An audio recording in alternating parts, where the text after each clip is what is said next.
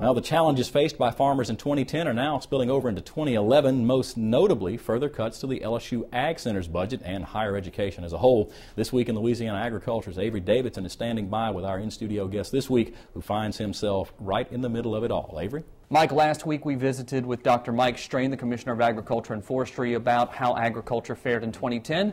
This week we have at the desk Ronnie Anderson, President of the Louisiana Farm Bureau Federation. And Ronnie, 2010 was one of those interesting years, wasn't it? It really was. We had all kind of variations in weather. We wet in the spring, turned off pretty dry in the mid part of the growing season, and then we got some rain to finish up the crop, and we've had a pretty good harvest to this point. Sugar is still being harvested, but those guys have been really lucky as far as we didn't have wind and other problems there. It's not too terribly wet, so they're not tearing their fields up and pulling too much mud out on the highways. So all in all, it's been a pretty good crop year. It's also been interesting from a marketing standpoint. I was just speaking with Neil Melanson earlier today. Just today, cotton went up by a dime. What do you think that's going to mean for cotton acres and for our farmers and for friends like yours, like Scott Wiggers? Cotton acres, it really depends on input costs on all the commodities. If you look at all the commodities in general, their prices are up a little bit over what they were last year. Cotton especially is way up over last year. But there's a limit to how much shifting you're going to see because of the input costs. Cotton will be limited because of the competition from corn and good soybean prices. There'll be some increase in cotton acreage next year, but I don't think we're going to see a drastic switch this first year with the high prices. Now, if it holds through next year, you may see some more acreage shifting to cotton in the years to come. Now, turning from looking back to looking forward, next year is an important year in Washington, D.C., with them talking about and formulating the 2012 Farm Bill. What do you see happening for Louisiana, not just with what's going to go into that bill, but overall?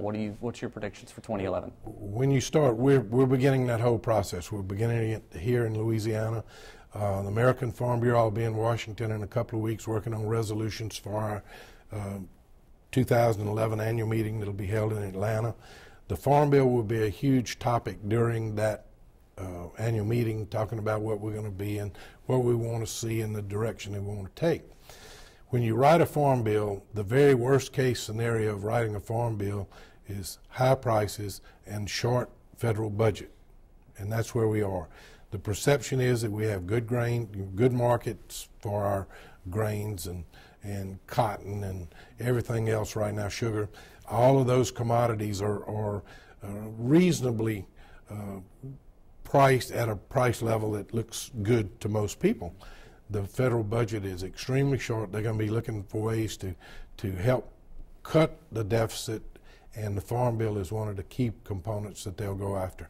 It's a minor part of the federal budget, the whole scheme that's there, but it will be targeted. It makes lots it gets a lot of public comment, and it's going to be hard to maintain what we have and to even come close to what we've had in past farm bills when we write that 2012 bill. And you brought up the budget. I don't mean to end on a down note here. You sit on the LSU Board of Supervisors.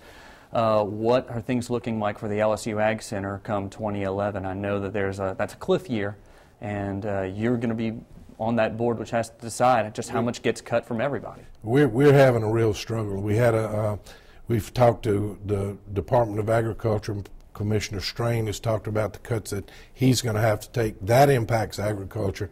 We're looking at, unless something really happens to change the amount of money that goes into support of higher ed, somewhere around a 30% cut. And in addition to what we've already cut out of the higher ed budgets, whether it be the Baton Rouge campus, the other campuses around the state, or the Ag Center, we're looking at some tremendous reductions in funding, and it's going to have to be even greater tightening of the budgets that they have to deal with. And we have worked for the last few years kind of chipping around the edges, not hiring people back, early retirements. But now we're to the point that we're going to lose programs that are important to the support of agriculture, whether it be at the research stations, the commodities that they're working on, the extension work to getting that message out. The 4-H program is going to have to be really looked at drastically, and it's going to be a tough year. And I know there's discussions going on with the governor and the administration about how we can lessen that, but at this point in time, there are no good solutions that we've seen. Well, Ronnie, we're happy that you're there to fight for agriculture there on the Board of Supervisors. He is Ronnie Anderson, the president of the Louisiana Farm Bureau Federation. So there you hear it, Mike. We've had a pretty good 2010, but it looks like we're going to have some serious challenges in 2011. Thanks, Avery. Still to come on This Week in Louisiana Agriculture, we jump feet first into the holiday season with a pair of stories you don't want to miss, including this week's Ag Minute. Stay with us.